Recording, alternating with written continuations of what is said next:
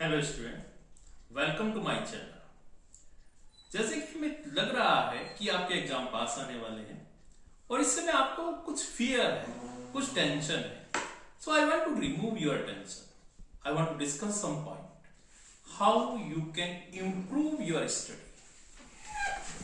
सो सबसे पहले correct way to study. First point, posture. Actually क्या है, हमें प्रॉब्लम ये है कि हमें पता ही नहीं कि हमें पढ़ना कैसे चाहिए।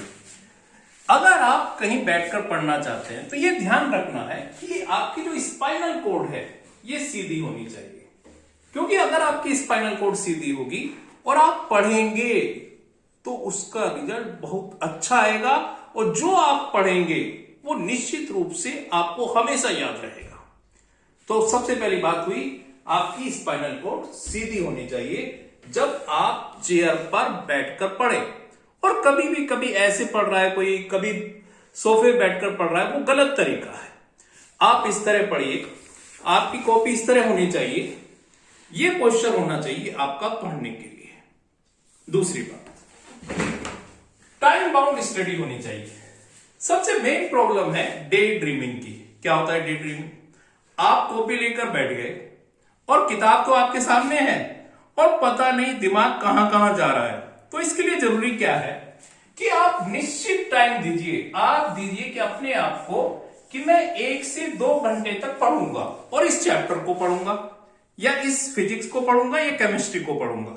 तो वो टाइम बाउंड स्टडी होना चाहिए। और अगर वो चैप्टर उस टाइम में याद ना हो तो आप अपने आप को क्रिटिसाइज करिए, थोड़ा कहिए कि यार क्या कर रहा है तू, और फिर थोड़ा टाइम दे दीजिए। सपोज करो आपने 1 घंटे में कोई चैप्टर तैयार करना था, वो तैयार नहीं हो पाया, तो आप थोड़ा टाइम बढ़ाइए और फिर उसको याद करने की कोशिश करिए। लेकिन ये कभी ना हो आप सुबह से शाम तक बैठ गए और याद कर पाए केवल 1 पेज। जनरली यही होता है, क्योंकि जब हम पढ़ते हैं हमारा दिमाग इधर उधर जाता है। आपको थोड़ा ज्यादा तेजी से पढ़ना चाहिए। जब आप याद कर रहे हैं कुछ चीज को पढ़ रहे हैं तो थोड़ी स्पीड थोड़ी बढ़ाइए। उससे क्या होगा कि आपका दिमाग कंसंट्रेट रहेगा, इधर उधर नहीं जाएगा। तीसरी बात, अगर आपने कोई चीज आज याद कर ली तो निश्चित रूप से आप उसको 3 दिन बाद याद करिए और आफ्टर 3 डेज, आप 3 डेज के बाद, अब आफ्टर 1 वीक फिर उसको रिवाइज करिए। अगर आप इसको इस तरह करेंगे तो निश्चित रूप से वो आपकी परमानेंट मेमोरी में चला जाएगा। फिर है विद फिगर। अगर आप कोई भी टॉपिक याद कर रहे हैं, जैसे साइंस का कोई टॉपिक याद कर रहे हैं, आपने कहा न्यूटन्स लॉ ऑफ ग्रेविटेशन,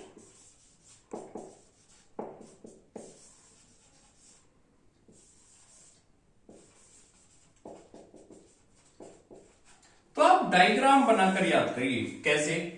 जैसे आप याद कर रहे हैं force exerted between 2 masses is directly proportional to the product of masses and inversely proportional to the square of distance between them। इससे क्या होता है कि आप साथ में जब डायग्राम बनाकर याद करेंगे तो आपको ज्यादा अच्छी तरह से याद होगा। आप भी देखिए, जब आप बच्चे थे, किसी क्लास में पढ़ रहे थे, तो आप देखिए कि जो बच्चे आपके साथ पढ़ते थे उनके सबके फेस तो आपको याद हैं, लेकिन उनके नाम हो सकता है कि आपको याद ना रहे हो। तो आप हर एक चीज का, चाहे उसमें डायग्राम हो या ना हो, तो उसका डायग्राम बनाइए। तो अगर आप डायग्राम बनाकर इस तरह से याद करेंगे तो आपको अच्छी तरह से याद होगा। और मैं तो ये कहता हूं कि जैसे सपोज करिए आपको कोई फार्मूला याद है, तो उस फार्मूले से आप थ्योरी बनाने की कोशिश करिए। अगर आप थ्योरी से फार्मूला बनाने की कोशिश करेंगे तो आपको याद ज्यादा अच्छी तरीके से नहीं हो पाएगा। अगर इन सब बातों को आप ध्यान में रखेंगे तो आप अच्छी तरह से पढ़ पाएंगे। एक और बात, जैसे अभी हमारे पास 1 मंथ का टाइम है, तो आप इस 1 मंथ को डिवाइड कर लीजिए। सपोज करो आप डिवाइड करिए कि ये मैंने 1 वीक का टाइम है, 7 डेज का टाइम है, ये आपका प्रीसियस वीक है, इसको ये मानकर चलिए। और इस टाइम में ज्यादातर टाइम अपनी पढ़ाई को दीजिए। फिजिक्स पढ़िए, केमिस्ट्री पढ़िए, कोई भी टाइम वेस्ट ना करिए। और कभी फिजिक्स पढ़िए, कभी केमिस्ट्री पढ़िए, कभी इंग्लिश पढ़िए, लेकिन टाइम वेस्ट ना करो। जितना भी टाइम हो उसको, और जो भी आप याद करें उसको लिख लिख कर जरूर देखें। अगर आपने लिख कर देखा तो वो हमेशा याद रहेगा। तो निश्चित रूप से मुझे लगता है कि आपको मेरी बात समझ में आ गई होगी, और अगर आपको समझ में आई होगी तो एक बार मेरे चैनल को लाइक जरूर करें। Thank you.